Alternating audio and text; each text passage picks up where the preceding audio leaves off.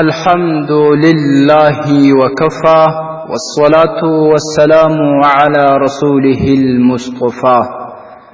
قدرمندو محترمو درنو ورونو، نن می د حدیثو یو کتاب کتی چې فاغه کې رسول اکرم صلی الله علیه وسلم خپل امتیانو ته یو داسې عمل ورښوولی چې که امتیان هغه عمل وکي، هغه تسبیح او حمد ووایي، نو د هغې ثواب لیکلو ته ملائکې هم حیرانې ګرځي چې د دې ثواب څنګه ولیکي.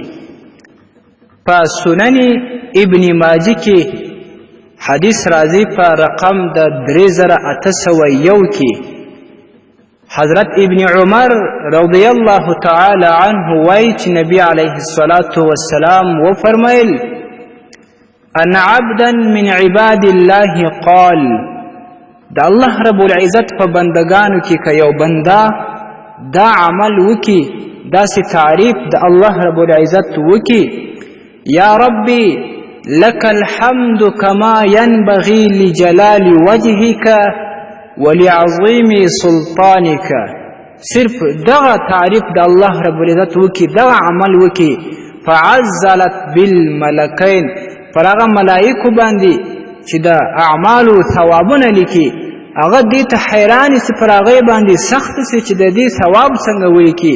فلم یدري یا کیف یکتبانها، دغه ملائکې په دې نه دي خبرې چې د دې ثواب څنګه ولیکي.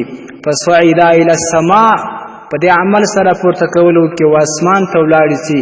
وقال یا ربنا، بیا دغه دوی ملائکې ووایي چې ای زموږ ربه، ان عبدك قد قال مقالة لا ندري كيف نكتبها، ستا یو بنده یو داسې مقاله ویله ده، داسې قول یې کړی دی چې موږ نه یو خبرې د هغې دا ثواب څنګه ولیکو، هغه څنګه ولیکو. په دې وخت کې به الله رب العزت په خبر وي چې زما بنده څه ویلی دي، خو بیا به هم دغه حمد، دغه مقاله، دا قول به دومره خوش وي، دومره ورته محبوب به وي چې دوباره به په ملائکو باندې هم تکراروي. الله رب العزت به ملائکو ته ووایي: ماذا قال عبدي، دې زما بنده کومه مقاله ویلې ده؟ قالا یا ربي انه قال، هغه ملائکه به ورته ووایي چې یا ربه، هغه ستا بنده دغه کلمه ویلې ده، دغه مقاله، دا قول یې کړی دی. یا ربي لك الحمد كما ينبغي لجلال وجهك وعظيم سلطانك، دغه الفاظ ویلی دي.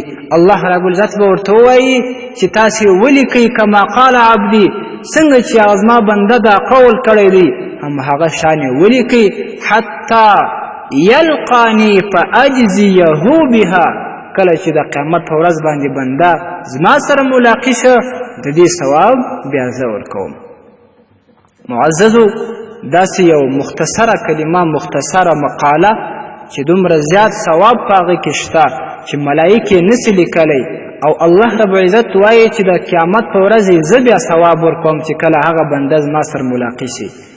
هغه موږ ته هم نبي علیه الصلاة والسلام راښولی، د احادیثو ډېرو کتابونو راخیستی دی. شعب الایمان کې هم راځي، المعجم الاوسط کې هم راځي، المعجم الکبیر کې هم راځي، الدعاء للطبراني کې هم راځي. معززو، راځي دغه یوه لنډه مقاله مختصره د موږ او تاسې په روزانه ژوندون کې 3 واره سهار 3 واره ماښام ووایو، دومره وخت نه نیسي. الله رب العزت به موږ او تاسې ته ډېر ثوابونه راکړي. یو ځل یې بیا تکراروم، داسې مختصره مقاله ده: الحمد كما ينبغي لجلال وجهك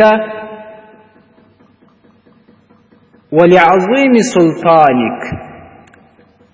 یو لفظ یې هیر شه، داسې: یا ربي لك الحمد كما ينبغي لجلال وجهك ولعظيم سلطانك. دغه موږ او تاسې باید ووایو.